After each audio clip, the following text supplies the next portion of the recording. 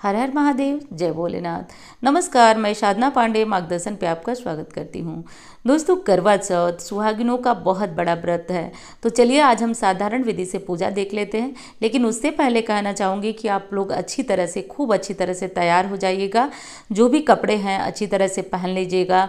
आज हाथों में भरी भरी चूड़ियाँ पहनिएगा, क्योंकि काम की व्यस्तता के कारण कोई अच्छी तरह से प्रतिदिन तैयार नहीं हो पाता है। तो अच्छी तरह से हाथों में भर के चूड़ियाँ पहन लीजिएगा। इत्र ज़रूर लगाइएगा दोस्तों, क्योंकि आज हम तैयार होने के बाद वो तो भूल ही जाते हैं, लेकिन इत्र ज़रूर लगाइएगा। तो चलिए मैं आसान और सरल विधि से आज करवा चौथ की पूजा आपको बता देती हूँ कि कैसे और क्या करना है। तो एक कलश रख लीजिएगा, कलश में सिक्का, सुपारी, हल्दी ज़रूर डाल दीजिएगा। नीचे थोड़ा चावल रख लीजिएगा, कलश पे स्वास्तिक बना लीजिएगा और आम के पल्लव डालकर इस तरह से कलश तैयार कर लीजिएगा। बगल में करवा माता की फ़ोटो रख लेंगे। फ़ोटो रखने के बाद दोस्तों, अब करवे में क्या भरेंगे इसके बारे में तो मैं बता ही चुकी हूँ, लेकिन चलिए फिर बता देती हूँ। कलश के ऊपर चावल भरकर एक दीपक रख देंगे। चावल एक कटोरी में भरिए, एक मिट्टी के प्लेट में भरिए, उस पर दीपक जला दीजिए। उसके बाद दोस्तों, अब हम गौरी गणेश की स्थापना करेंगे, क्योंकि चाहे आप जितनी भी साधारण पूजा करें ना, गौरी गणेश की पूजा के बिना आपकी पूजा पूर्ण ही नहीं होती है। तो ये आपको ध्यान रखना है कि गौरी गणेश की पूजा आपको ज़रूर करना है। तो जो सुपारी होता है उस पर मौली लपेटिए और गणेश जी का निर्माण कर लीजिए। ये काम मैंने बताया था, आप एक दिन पहले भी कर सकते हैं। और उसके बाद पाउडर वाली हल्दी होती है, उसमें जल मिला लीजिए, उनको गूँथ करके गौरी माता बना लिया जाता है। तो ये देखिए हमारी गौरी गणेश तैयार हो चुके हैं। अब उसके बाद हम भरेंगे करवा। तो करवे में कुछ स्थानों पे जो है वो पोहा भरा जाता है, खील भरा जाता है और हमारे यहाँ सूखे फल भरे जाते हैं। तो एक करवे में हम भरेंगे जल, जो कि गंगा जल मिश्रित जल है। तो एक करवे में आप जल भर दीजिएगा जो गंगा जल मिश्रित है। इसी करवे को, इसको छूना नहीं है, मतलब फेरने के बाद इसको वहीं पूजा में रख दीजिए। जब चंद्र उदय हो जाए तो आप ले जा करके चंद्रमा को अर्घ देंगे। सबसे पहले दोस्तों हम जो है वो भगवान का आह्वान करेंगे। आह्वान करने का मतलब हाथ में जल फूल लेकर के भगवान को स्मरण करके याद करेंगे कि आप करवा चौथ का व्रत कर रहे हैं। तो ऐसा सोचते बोलते हुए भगवान को जो है आप आह्वान करेंगे। आह्वान करने के बाद भगवान को स्मरण करके और उनको बुलाएंगे। उसके बाद अब आप हाथों में जल फूल लेकर के संकल्प करेंगे, नाम स्थान बोल करके कि आप करवा चौथ की पूजा कर। नाम स्थान गोत्र बोलिए कि हे प्रभु, मैं करवा चौथ की पूजा करने वाली हूँ, हमारी पूजा पूर्ण कराए। उसके बाद दोस्तों अपने करवे भरने का काम करेंगे। तो पहले करवे में हम गंगा जी मिश्रित जो जल है वो जल भरेंगे और उस दूसरे करवे में हम सूखे फल भरेंगे या फिर खील, बतासे, मेवे जो भरे जाते हैं बस भर लीजिएगा। तो इस तरह से 2 करवा भर करके अगल बगल रख दीजिएगा फोटो के। इस तरह से करके आपकी पूजा करवा भरा चुका। ऊपर मिट्टी के प्लेट में चावल रख दीजिएगा। दोनों करवे को ढकना ज़रूरी है। तो मिट्टी के प्लेट में, मिट्टी का प्लेट तो वैसे मिल जाता है, नहीं मिले तो स्टील के प्लेट में भी आप चावल या गेहूँ या फिर जौ भर करके दोनों करवे को ढक्कन लगा देंगे। ढक्कन लगा करके दोनों करवों को बंद कर देंगे। उसके बाद दोस्तों अब करवे एक साइड, दोनों साइड अपना रख दीजिएगा। और हाँ, एक चीज़ कहना चाहूँगी आपसे दोस्तों कि आज रात को 31 तारीख को रात को 9 बजे मैं आपके साथ लाइव जुड़ूंगी। बहुत सारे क्वेश्चन हैं आपके, कुछ अपने तरफ से भी महत्वपूर्ण बातें हैं। तो रात को 9 बजे लाइव में आना मत भूलिएगा। और हाँ, वीडियो आपको पसंद आ रही है तो एक लाइक ज़रूर करिएगा दोस्तों, क्योंकि देखिए आपके लाइक इतनी प्रेरणा देते हैं। क्योंकि व्यूज़ तो उन वीडियो पर भी आ जाती है जो अच्छी नहीं होती हैं। लोग देखते हैं, देखने के बाद उस वीडियो को कट कर देते हैं, या फिर जैसे कि बहुत सारी बातें हैं। तो आपके लाइक ये दिखाते हैं कि आपको मेरी बातें पसंद आ रही हैं। तो अच्छी लगे तो लाइक करिएगा दोस्तों। और इसी तरह के वीडियो, साधारण वीडियो देखने के लिए, व्रत त्योहारों से ज़रूरी जानकारियाँ, उपायों की जानकारियाँ जानने के लिए चैनल को सब्सक्राइब भी कर लीजिएगा। वैसे भी किसी भी ज़रूरत में हैं आप तो इस चैनल पर हर एक उपाय की जानकारी पड़ी हुई है, आप सर्च करके एक बार ज़रूर देख लें।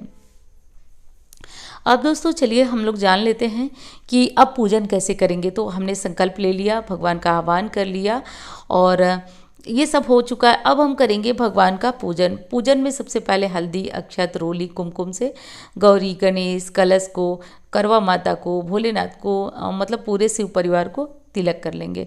तिलक कर लीजिए। करवा माता को एक नई चुन्नी, जो कि मैं उड़ा चुकी हूँ पहले से, तो एक नई चुनरी है तो करवा माता की फ़ोटो पे वो लगा लीजिए और इस तरह से करके दोस्तों तिलक कर लीजिए।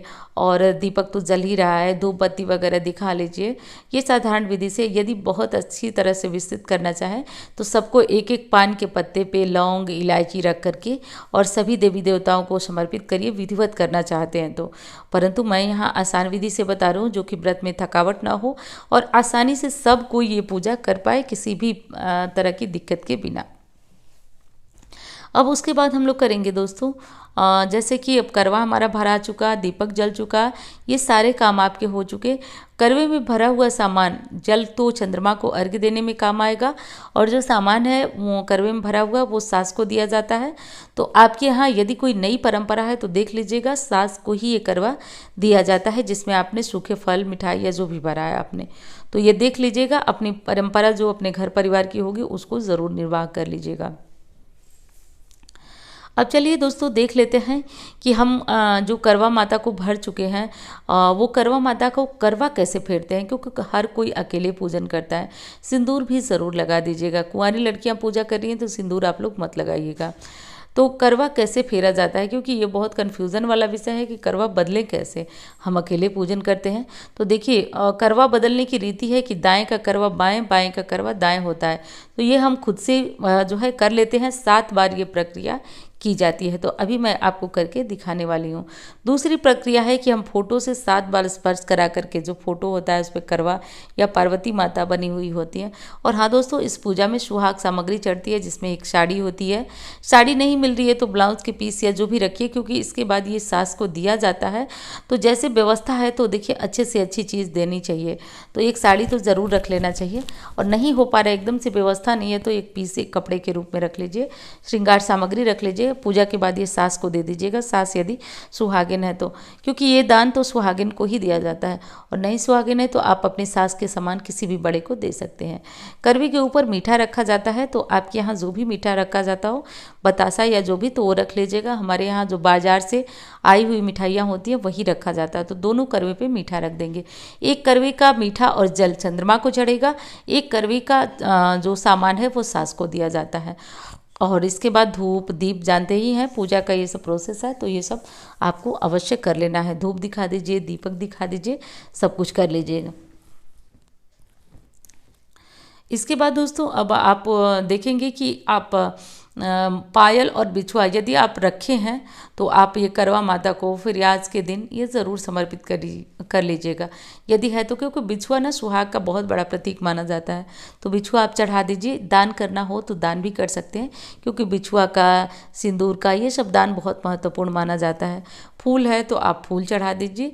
फूल जो है कि जानते ही हैं कि पुष्प वगैरह के बिना तो हमारी पूजा अधूरी रहती है। मिल जाए तो चढ़ा दीजिए, क्योंकि साल में एक बार ये पूजा होती है, तो थोड़ा सा विधि विधान से कर लें तो ज़्यादा अच्छा होता है।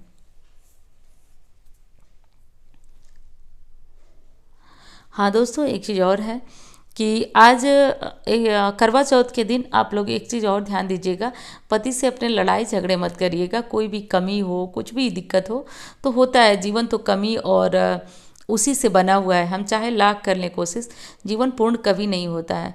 और पतिदेव लोग यदि ये वीडियो देख रहे हैं तो थोड़ा सा आप लोगों को भी ध्यान देना है कि पत्नियां निर्जला व्रत हैं, ऐसे में उन्हें किसी भी तरह की तकलीफ ना हो।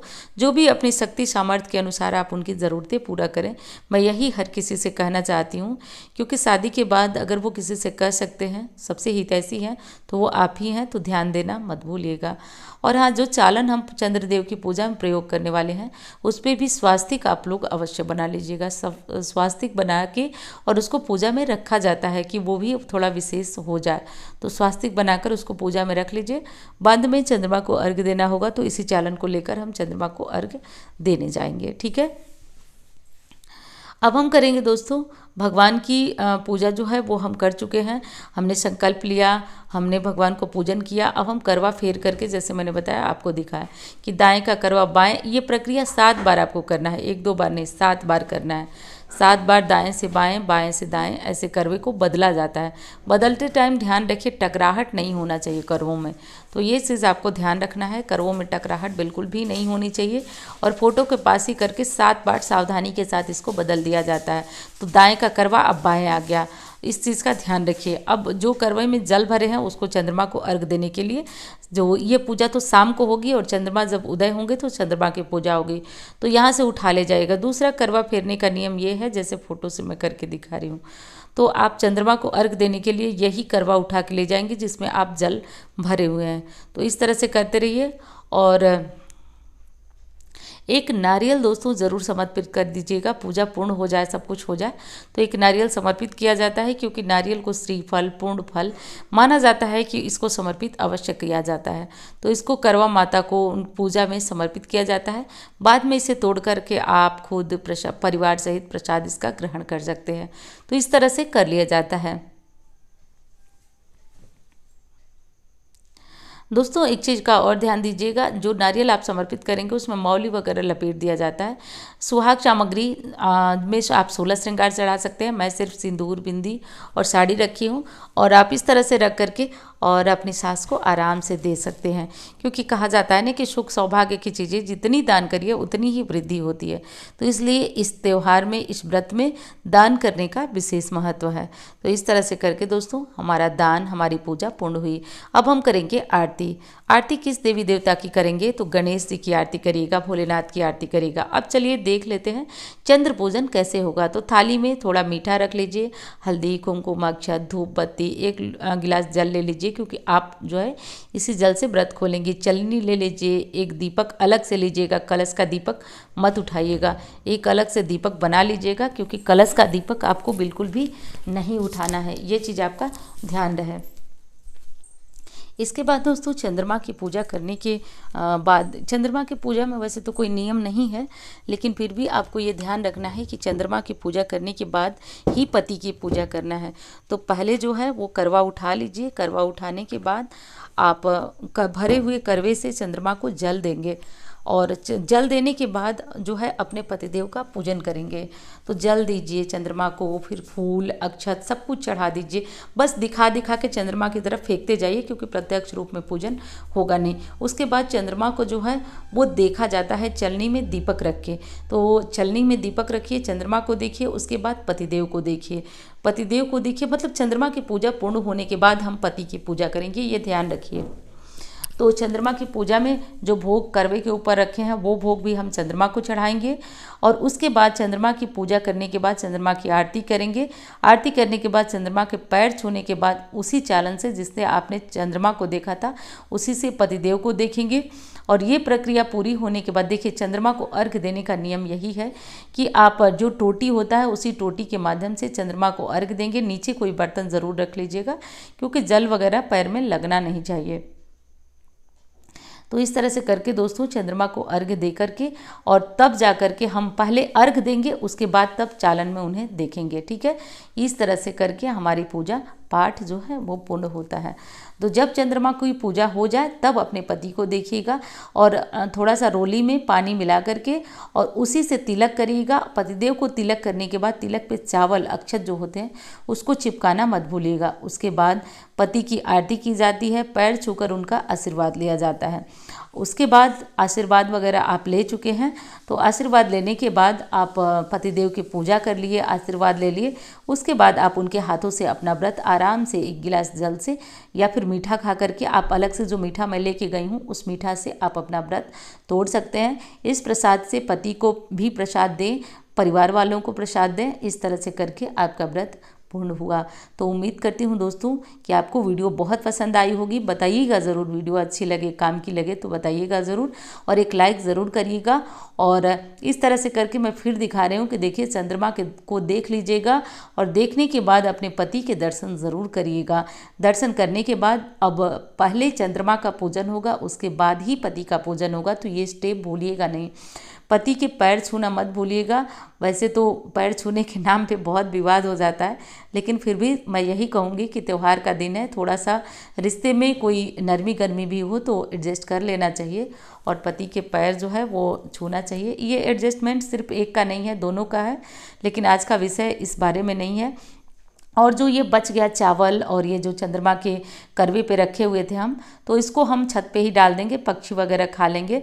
दीपक को भी वहीं बगल में रख देंगे, ठंडा मत करिएगा दीपक को। और दोस्तों ये चीज़ें आपको ध्यान रखना है कि दीपक को वहीं, मतलब मैं पूजा में रख के दिखा रही हूँ, आप जहाँ चंद्रमा की पूजा करें वहीं दीपक को रख सकते हैं। मिठाइयाँ बाद में जो प्रसाद वगैरह उठा करके परिवार के साथ खा लीजिएगा।